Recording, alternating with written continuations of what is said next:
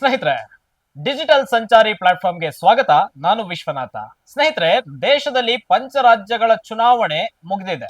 ಎಲ್ಲಾ ರಾಜ್ಯಗಳಲ್ಲಿಯೂ ಸಹ ಫಲಿತಾಂಶ ಹೊರಬಿದ್ದಿದೆ. ಮೇ 4ನೇ ತಾರೀಕು ಪಂಚರಾಜ್ಯಗಳ ಫಲಿತಾಂಶ ಹೊರಬಿದ್ದಾಗಿದೆ.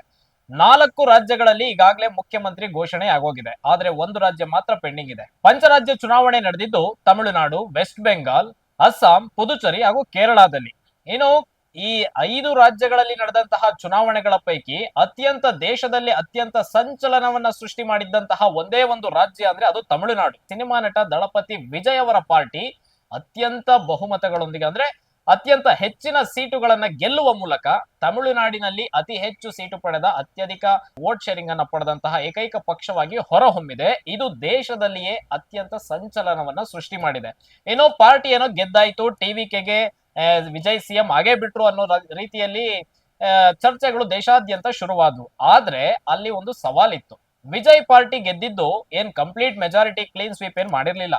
ತಮಿಳುನಾಡಿನಲ್ಲಿ ವಿಜಯ್ ಪಾರ್ಟಿ ಗೆದ್ದಿದ್ದು 108 ಸ್ಥಾನ. ಅದರಲ್ಲಿ 107 ಸ್ಥಾನಗಳು ಅಂದ್ರೆ ವಿಜಯ್ 2 ಕಡೆ ಸ್ಪರ್ಧೆ ಮಾಡಿದ್ರು. ಹೀಗಾಗಿ 107 ಸ್ಥಾನಗಳನ್ನ ವಿಜಯ್ ತಮ್ಮ ತೆಕ್ಕೆಗೆ, ತಮ್ಮ ಅಕೌಂಟಿಗೆ ಬರ್ಕೊಂಡಿದ್ರು. 118 ತಮಿಳುನಾಡು ವಿಧಾನಸಭೆಯಲ್ಲಿ ಶಾಸನ ಸಭೆಯನ್ನ ರಚಿಸೋದಕ್ಕೆ, ಸಿಎಂ ಆಗೋದಕ್ಕೆ ಬೇಕಿರ್ತಕ್ಕಂತ ಮ್ಯಾಜಿಕ್ ನಂಬರ್. ಆದ್ರೆ ಈ ಒಂದು ಮ್ಯಾಜಿಕ್ ನಂಬರ್ ತಲುಪೋದಕ್ಕೆ ವಿಜಯ್ ಪಾರ್ಟಿಯಲ್ಲಿ ಜನಸಂಖ್ಯಾ ಬಲ ಇರಲಿಲ್ಲ. ಅಂದ್ರೆ ಶಾಸಕರ ಸಂಖ್ಯೆಗಳ ಕೊರತೆ ಇತ್ತು.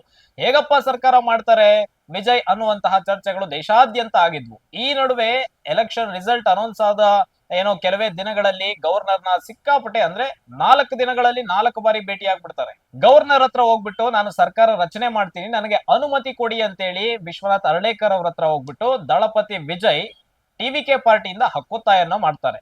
ಆದ್ರೆ ಈ ನಡುವೆ ಟಿವಿಕೆ ಮಾಡಿದಂತ ಎಡವಟ್ಟು ಏನಪ್ಪಾ ಅಂದ್ರೆ, ಟಿವಿಕೆಗೆ ನಂಬರ್ ಇದ್ದಿದ್ದು ಕೇವಲ 107. ಮೆಜಾರಿಟಿ ನಂಬರ್ ನ ದಾಟೋದಿಲ್ಲ ಅನ್ನೋದು ಕನ್ಫರ್ಮ್ ಆಯ್ತು. ಇಮಿಡಿಯೇಟ್ ಆಗಿ ಕಾಂಗ್ರೆಸ್ ಪಾರ್ಟಿ ಏನ್ ಮಾಡುತ್ತೆ, ಡಿಎಂಕೆ ಜೊತೆ ಏನ್ ಅಲಯನ್ಸ್ ಅಲ್ಲಿ ಎಲೆಕ್ಷನ್ ಹೋಗಿದ್ರು, ಡಿಎಂಕೆ ಅಲಯನ್ಸ್ ನ ಬ್ರೇಕ್ ಮಾಡಿ ದಳಪತಿ ವಿಜಯ್ ಜೊತೆ ನಾವು ಸಪೋರ್ಟ್ ಕೊಡ್ತೀವಿ ವಿಜಯ್ ಸಿಎಂ ಆಗೋದಕ್ಕೆ ಅಂತ ಹೇಳಿ ದಳಪತಿ ವಿಜಯ್ ಜೊತೆ ಕೈ ಜೋಡಿಸ್ತಾರೆ ಕಾಂಗ್ರೆಸ್ ಪಾರ್ಟಿ.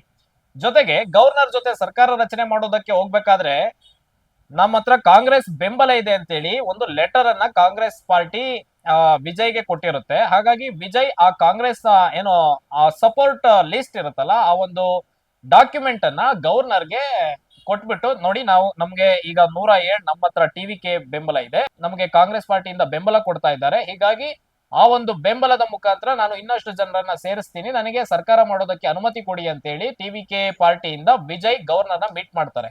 ಯಾವಾಗ ಕಾಂಗ್ರೆಸ್ ಪಾರ್ಟಿ ಲೆಟರ್ ನ ಅಟೆಸ್ಟ್ ಮಾಡ್ಬಿಟ್ಟು ಡಾಕ್ಯುಮೆಂಟ್ ನ ವಿಜಯ್ ಗವರ್ನರ್ಗೆ ಕೊಡ್ತಾರೋ, ಗವರ್ನರ್ ಪರ್ಮಿಷನ್ ಕೊಡೋದಿಲ್ಲ ರಚನೆ ಮಾಡೋದಕ್ಕೆ. ಎಲ್ಲಿದೆ ನಿಮ್ಮ ಹತ್ರ ಮ್ಯಾಜಿಕ್ ನಂಬರ್? 118 ನಂಬರ್ಸ್ ನಿಮ್ಮ ಹತ್ರ ಇಲ್ಲ, ಹೀಗಾಗಿ ನಾನು ಪರ್ಮಿಷನ್ ಕೊಡೋದಿಲ್ಲ ಅಂತೇಳಿ ಗವರ್ನರ್ ರಿಜೆಕ್ಟ್ ಮಾಡ್ಬಿಡ್ತಾರೆ. ಆ ಒಂದು ಗವರ್ನರ್ ರಿಜೆಕ್ಟ್ ಮಾಡಿದ ರೀಸನ್ 118 ಮ್ಯಾಜಿಕ್ ನಂಬರ್ ಇಲ್ಲ ಅನ್ನುವಂತಹ ಕಾರಣಕ್ಕೆ ಗವರ್ನರ್ ಸರ್ಕಾರ ರಚನೆಗೆ ಅನುಮತಿಯನ್ನ ಕೊಡೋದಿಲ್ಲ. ಆದ್ರೆ ಇದನ್ನ ಅರ್ಥ ಮಾಡಿಕೊಳ್ಳದೆ ಗವರ್ನರ್ ವಿರುದ್ಧನೇ ಸಿಕ್ಕಾಪಟ್ಟೆ ಪ್ರೊಟೆಸ್ಟ್ ನಡೆಯುತ್ತೆ. ಟಿವಿಕೆ ಅಂದ್ರೆ ತಮಿಳುನಾಡಿನಲ್ಲಿ ಟಿವಿಕೆ ಪಾರ್ಟಿಯಿಂದ ಗವರ್ನರ್ ವಿರುದ್ಧ ಪ್ರತಿಭಟನೆಗಳು ನಡೀತವೆ. ಅತ್ಯಧಿಕ ಸೀಟ್ಗಳನ್ನ ಪಡೆದುಕೊಂಡು ಹೊರ ಹೊಮ್ಮಿರುವಂತ ಟಿವಿಕೆ ಪಾರ್ಟಿಗೆ ನೀವು ಸರ್ಕಾರ ಮಾಡೋದಕ್ಕೆ ಪರ್ಮಿಷನ್ ಕೊಡೋದಿಲ್ಲ ಅಂದ್ರೆ ಇನ್ಯಾರಿಗೆ ಕೊಡ್ತೀರಿ ಅಂತ ಹೇಳಿ ಅಂತಹ ಒಂದು ವ್ಯಾಪಕ ಚರ್ಚೆ ಗವರ್ನರ್ ವಿರುದ್ಧ, ಅಂದ್ರೆ ಬಿಜೆಪಿ ಏಜೆಂಟ್ ಆಗಿ ಗವರ್ನರ್ ವರ್ತಿಸ್ತಿದ್ದಾರೆ ಅಂತ ಹೇಳಿ ಒಂದು ಒಂದು ಒಂದು ನರೇಟಿವ್ ಸೆಟ್ ಆಗ್ಬಿಡುತ್ತೆ ಇಡೀ ದೇಶಾದ್ಯಂತ. ಹೀಗಾಗಿ ಹಲವಾರು ನಟರು ಕೂಡ ದಳಪತಿ ವಿಜಯ್ ಪರವಾಗಿ ಬ್ಯಾಟ್ ಬೀಸ್ತಾರೆ. ಗವರ್ನರ್ ಬಿಜೆಪಿಯ ಕೈಗೊಂಬೆ ಅಲ್ಲ, ಬಿಜೆಪಿ ಹೇಳದಂತೆ ಗವರ್ನರ್ ಕೇಳೋ ಹಾಗಿಲ್ಲ, ಸ್ಥಳೀಯ ಪಾರ್ಟಿ ಅತ್ಯಧಿಕ ನಂಬರ್ ಗಳನ್ನ ಗೆದ್ದಿರೋ ಪಾರ್ಟಿಗೆ ಸರ್ಕಾರ ರಚನೆ ಮಾಡೋದಕ್ಕೆ ಅನುಮತಿ ಕೊಡಬೇಕು ಅಂತೇಳಿ ಹಲವಾರು ನಟರು, ರಾಜಕಾರಣಿಗಳು ಹಕ್ಕೊತ್ತಾಯವನ್ನ ಮಾಡ್ತಾರೆ. ಸೋಷಿಯಲ್ ಮೀಡಿಯಾ ಮುಖಾಂತರ ತಮ್ಮ ಬೆಂಬಲವನ್ನ ವಿಜಯ್ಗೆ ಸೂಚಿಸ್ತಾರೆ. ಇಷ್ಟೆಲ್ಲ ಹೈಡ್ರಾಮದ ನಡುವೆ ಗವರ್ನರ್ ಆಯ್ತು, ನೀವು 118 ಜನ ಮೆಂಬರ್ಸ್ ನಿಮ್ಮ ಜೊತೆ, ನಿಮ್ಮ 118 ಜನ ಮೆಂಬರ್ಸ್ ನಿಮ್ಗೆ ಇದಾರೆ ಅಂತೇಳಿ ನೀವು ನಮಗೊಂದು ಲೆಟರ್ ಕೊಡಿ, ಯಾರ್ಯಾರು ಸಪೋರ್ಟ್ ಕೊಡ್ತಾರೆ ಅನ್ನೋದನ್ನ ಕೊಡಿ, ಆಗ ನಾವು ಸರ್ಕಾರ ರಚನೆಗೆ ಅನುಮತಿಯನ್ನ ಕೊಡ್ತೀನಿ ಅಂತಾರೆ. ಹೀಗಾಗಿ ಕಳೆದ 2 ದಿನಗಳ ಹಿಂದೆ ವಿಜಯ್ 118 ಮ್ಯಾಜಿಕ್ ನಂಬರ್ ಅಂದ್ರೆ ಹಲವಾರು ಪಾರ್ಟಿಗಳು ನಿಮ್ಗೆ ಹೇಳ್ತಾ ಹೋದ್ರೆ ಟಿವಿಕೆ ಜೊತೆ ಕಾಂಗ್ರೆಸ್ ಪಾರ್ಟಿ ಕೈ ಜೋಡಿಸುತ್ತೆ, ಲೆಫ್ಟ್ ಪಾರ್ಟೀಸ್ ಏನಿದಾವೆ ಅಲ್ಲಿಂದ ಒಂದು 4 ನಂಬರ್ ಬರುತ್ತೆ, ಬಿಸಿಕೆ ಇಂದ 2 ಪಾರ್ಟಿ ಬರುತ್ತೆ, ಕಾಂಗ್ರೆಸ್ 5 ಶಾಸಕರ ಬೆಂಬಲವನ್ನ ಹೊಂದಿತ್ತು. 108 ಸ್ಥಾನ, ಅದರಲ್ಲಿ ವಿಜಯ್ 1 ಕ್ಷೇತ್ರಕ್ಕೆ ರಾಜೀನಾಮೆ ಕೊಡಬೇಕು, ಯಾಕಂದ್ರೆ 2 ಕ್ಷೇತ್ರಗಳಿಂದ ಸ್ಪರ್ಧೆ ಮಾಡಿದ್ರು. 2 ಕ್ಷೇತ್ರಗಳಲ್ಲಿ ಏಕಕಾಲಕ್ಕೆ ಸ್ಪರ್ಧೆ ಮಾಡುವಂತಿಲ್ಲ. ಹೀಗಾಗಿ 107 ಟಿವಿಕೆ ಬಳಿ ಇದ್ದಂತ ಸಂಖ್ಯೆ, ಅದಕ್ಕೆ ಕಾಂಗ್ರೆಸ್ 5 ಜನ, ಜೊತೆಗೆ ಲೆಫ್ಟ್ ಪಾರ್ಟಿ 4, ವಿಸಿಕೆ 2, ಐಯುಎಂಎಲ್ 2 ಎಲ್ಲ ಸೇರಿ 120 ಶಾಸಕರ ಬೆಂಬಲದೊಂದಿಗೆ ಗವರ್ನರ್ ಮೀಟ್ ಮಾಡ್ತಾರೆ. ಗವರ್ನರ್ ಆಯ್ತು ಸರ್ಕಾರ ರಚನೆ ಮಾಡ್ರಿ ಅಂತ ಹೇಳಿ ಅನುಮತಿಯನ್ನ ಕೊಡ್ತಾರೆ. ಹೀಗಾಗಿ ಚೆನ್ನೈನಲ್ಲಿ ನೆಹರು ಸ್ಟೇಡಿಯಂನಲ್ಲಿ ಟಿವಿಕೆ ಪಾರ್ಟಿಯ ಮುಖಂಡರಾದಂತಹ ನಟ ದಳಪತಿ ವಿಜಯ್ ಕಾಂಗ್ರೆಸ್ ಪಾರ್ಟಿಯ ರಾಹುಲ್ ಗಾಂಧಿ ಸಮ್ಮುಖದಲ್ಲಿ ಹಲವಾರು ಜನ ಸಮ್ಮುಖದಲ್ಲಿ ಪ್ರಮಾಣ ವಚನವನ್ನ ಸ್ವೀಕಾರ ಮಾಡ್ತಾರೆ. ಯಾವಾಗ ಮ್ಯಾಜಿಕ್ ನಂಬರ್ ಸಿಕ್ತೋ ಇಮಿಡಿಯೇಟ್ಲಿ ಗವರ್ನರ್ ಪರ್ಮಿಷನ್ ಕೊಟ್ಟರು, ನೆಹರು ಕ್ರೀಡಾಂಗಣದಲ್ಲಿ ವಿಜಯ್ ಪ್ರಮಾಣ ವಚನವನ್ನು ಸ್ವೀಕಾರ ಮಾಡ್ತಾರೆ. ಇದಾದ ನಂತರ ಫ್ಲೋರ್ ಟೆಸ್ಟ್ ಇರುತ್ತೆ. ಫ್ಲೋರ್ ಟೆಸ್ಟ್ ಅಂದ್ರೆ ವಿಧಾನಸಭೆ ಅಂಗಳದ ಒಳಗೆ ವಿಜಯ್ ತಮ್ಮ ಸಂಖ್ಯಾಬಲವನ್ನ ಪ್ರದರ್ಶನ ಮಾಡಬೇಕು. ಅಲ್ಲಿ ವಿಧಾನಸಭೆಯಲ್ಲಿ ಮ್ಯಾಜಿಕ್ ನಂಬರ್ ನನಗಿದೆ, ನಾನು ಅಧಿಕಾರ ನಡೆಸೋದಕ್ಕೆ ನಾನು ಅರ್ಹ ಅಂತೇಳಿ ವಿಧಾನಸಭೆಯಲ್ಲಿ ಫ್ಲೋರ್ ಟೆಸ್ಟ್ ಮಾಡ್ತಾರೆ. ಈ ಒಂದು ಫ್ಲೋರ್ ಟೆಸ್ಟ್ ಅಲ್ಲಿ ಇವತ್ತು ನಡೆದಿದೆ ಫ್ಲೋರ್ ಟೆಸ್ಟ್. ಈ ಒಂದು ಫ್ಲೋರ್ ಟೆಸ್ಟ್ ಅಲ್ಲಿ ಯಾರೂ ನಿರೀಕ್ಷೆ ಮಾಡದಂತಹ ಒಂದು ಬೆಳವಣಿಗೆ ನಡೆದಿದೆ ಸ್ನೇಹಿತರೆ. ಆ ಬೆಳವಣಿಗೆ ಏನ್ ಗೊತ್ತಾ? ವಿಜಯ್ ತಮ್ಮ ಎಲ್ಲಾ ಪೊಲಿಟಿಕಲ್ ರ್ಯಾಲಿಗಳಲ್ಲಿ ನನ್ನ ಸೈದ್ಧಾಂತಿಕ ವಿರೋಧಿ ಎಐಎಡಿಎಂಕೆ, ನನ್ನ ಪೊಲಿಟಿಕಲ್ ವಿರೋಧಿ ಅಂದ್ರೆ ನನ್ನ ಪೊಲಿಟಿಕಲ್ ರಾಜಕಾರಣದ ವಿರೋಧಿ ಡಿಎಂಕೆ ಅಂತ ಹೇಳಿ ಅಬ್ಬರದ ಪ್ರಚಾರವನ್ನ ಮಾಡಿರ್ತಾರೆ. ಆದ್ರೆ ಇವತ್ತು ನಡೆದಂತಹ ಫ್ಲೋರ್ ಟೆಸ್ಟ್ ಅಲ್ಲಿ ಎಐಎಡಿಎಂಕೆಯ 25 ಜನ ಶಾಸಕರು ವಿಜಯ್ಗೆ ಬೆಂಬಲವನ್ನ ಸೂಚಿಸಿದ್ದಾರೆ. ಇಲ್ಲೇ ನೋಡಿ ಟ್ವಿಸ್ಟ್ ಇರೋದು. ಅರೆ, ವಿಜಯ್ ತಮ್ಮ ಸೈದ್ಧಾಂತಿಕ ವಿರೋಧಿ, ಆದ್ರೆ ವಿಜಯ್ಗೆ ನಾವು ಬೆಂಬಲ ಕೊಡ್ಬೇಕಾ ಅನ್ನುವಂತ ಯೋಚನೆ ಎಐಎಡಿಎಂಕೆ ನಾಯಕರಿಗೆ ಏನಕ್ಕೆ ಬಂತೋ ಗೊತ್ತಿಲ್ಲ. ಆದ್ರೆ ಎಐಎಡಿಎಂಕೆ ಅಲ್ಲಿ ಇಬ್ಬಾಗ ಆಗ್ಬಿಟ್ಟಿದೆ. ಎರಡು ಪಾರ್ಟಿಗಳಾಗಿ ಎರಡು ಅಂದ್ರೆ ರೆಬಲ್ ಆಗ್ಬಿಟ್ಟಿದ್ದಾರೆ. ಇಲ್ಲ, ನೀವಂತೂ ಅಧಿಕಾರ ನಡೆಸೋದಿಲ್ಲ, ಅಟ್ಲೀಸ್ಟ್ ನಡೆಸೋರ್ಗಾದ್ರೂ ನಾವು ಸಪೋರ್ಟ್ ಕೊಡೋಣ ಅನ್ನುವಂತ ರೀತಿನಲ್ಲಿ ಮುಂಚೆನೆ ಈ ಒಂದು ಸಿದ್ಧತೆಯನ್ನ ನಡೆಸಿ ರೆಸಾರ್ಟ್ ಪಾಲಿಟಿಕ್ಸ್ ಕೂಡ ಶುರುವಾಗಿತ್ತು.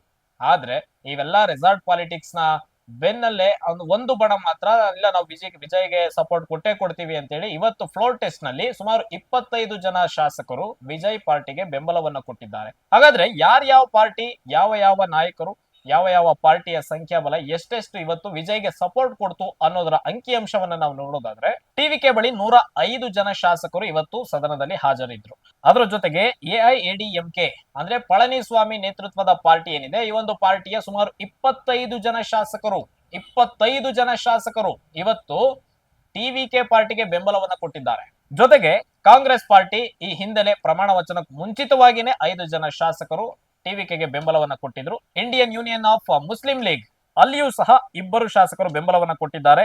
ಎಎಎಂಕೆ ಈ ಒಂದು ಪಾರ್ಟಿಯಿಂದ ಒಬ್ಬರು, ಜೊತೆಗೆ ಲೆಫ್ಟಿಸ್ಟ್ ಪಾರ್ಟೀಸ್ ಇಂದ ಅಂದ್ರೆ ಎಡಪಂಥೀಯ ಪಾರ್ಟಿಗಳೇನಿದ್ದಾವೆ ಅವು 4 ಜನ ಶಾಸಕರು ವಿಜಯ್ ಪಾರ್ಟಿಗೆ ಬೆಂಬಲವನ್ನ ಕೊಟ್ಟು ಸುಮಾರು 144 ಜನ ವಿಜಯ್ ಸರ್ಕಾರ ರಚನೆಗೆ ಬೆಂಬಲವನ್ನ ಸೂಚಿಸಿ ಇವತ್ತು ಫ್ಲೋರ್ ಟೆಸ್ಟ್ ನಲ್ಲಿ ತಮ್ಮ ಹಕ್ಕನ್ನ ಚಲಾಯಿಸಿದ್ದಾರೆ. ವಿಜಯ್ ಒಂದು ರೀತಿಯಲ್ಲಿ ಗೆದ್ದಂತೆ ಕಾಣಿಸ್ತಾ ಇದೆ.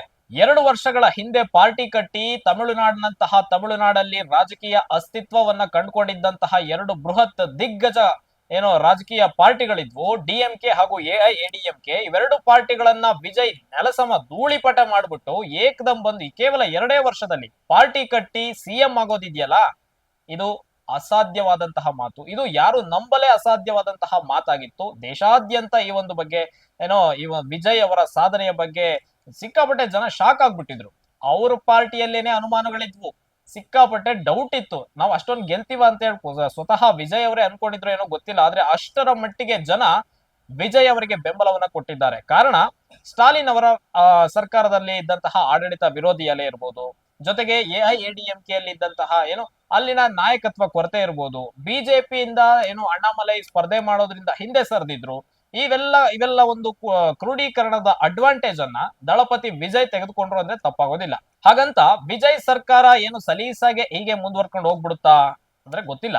ಯಾಕಂದ್ರೆ ಕರ್ನಾಟಕದಲ್ಲಿಯೂ ಸಹ ಮೈತ್ರಿ ಸರ್ಕಾರ ಆಡಳಿತಕ್ಕೆ ಬಂದಿತ್ತು. ಯಾವಾಗ 2018 ಎಲೆಕ್ಷನ್ ನಲ್ಲಿ ಯಾವ ಪಾರ್ಟಿಗೂ ಮೆಜಾರಿಟಿ ಬಂದಿರಲಿಲ್ಲ. ಹೀಗಾಗಿ ಬಿಜೆಪಿ ಫಸ್ಟ್ ಗೆನೆ ನಾವು ಹೈಯೆಸ್ಟ್ ನಂಬರ್ ಇದೀವಿ, ಹಿಂಗಾಗಿ ನಮಗ್ ಸರ್ಕಾರ ರಚನೆ ಮಾಡಬೇಕು ಅಂತ ಹೇಳಿ ಯಡಿಯೂರಪ್ಪ ನೇತೃತ್ವದಲ್ಲಿ ಒಂದು ಸರ್ಕಾರ ರಚನೆ ಆಯ್ತು. ಅದು ಇಮಿಡಿಯೇಟ್ಲಿ ಪತನ ಆಯ್ತು. ಜೊತೆಗೆ ಕಾಂಗ್ರೆಸ್ ಹಾಗೂ ಜೆಡಿಎಸ್ ಇಬ್ಬರು ಸೇರ್ಕೊಂಡು ಮೈತ್ರಿ ಸರ್ಕಾರ ಅಸ್ತಿತ್ವಕ್ಕೆ ಬಂತು. ಕುಮಾರಸ್ವಾಮಿ ಮುಖ್ಯಮಂತ್ರಿ ಆದ್ರು. ಆದ್ರೆ ಆ ಮೈತ್ರಿ ಉಳಿದಿದ್ದು ಕೇವಲ 2 ವರ್ಷ ಅಷ್ಟೇ. ಮತ್ತೆ ಮೈತ್ರಿ ಪತನ ಆಯ್ತು, ಆಪರೇಷನ್ ಕಮಲ ಆಯ್ತು. ಹಾಗೆ ವಿಜಯ್ ತಮಿಳುನಾಡಿನಲ್ಲಿ ವಿಜಯ್ಗೆ ಈಗ ಸದ್ಯ 144 ಜನ ಶಾಸಕರ ಬೆಂಬಲ ಇದೆಯಲ್ಲ, ಈ ಒಂದು ಬೆಂಬಲ ಹೀಗೆ ಮುಂದುವರಿಯುತ್ತಾ ಗೊತ್ತಿಲ್ಲ.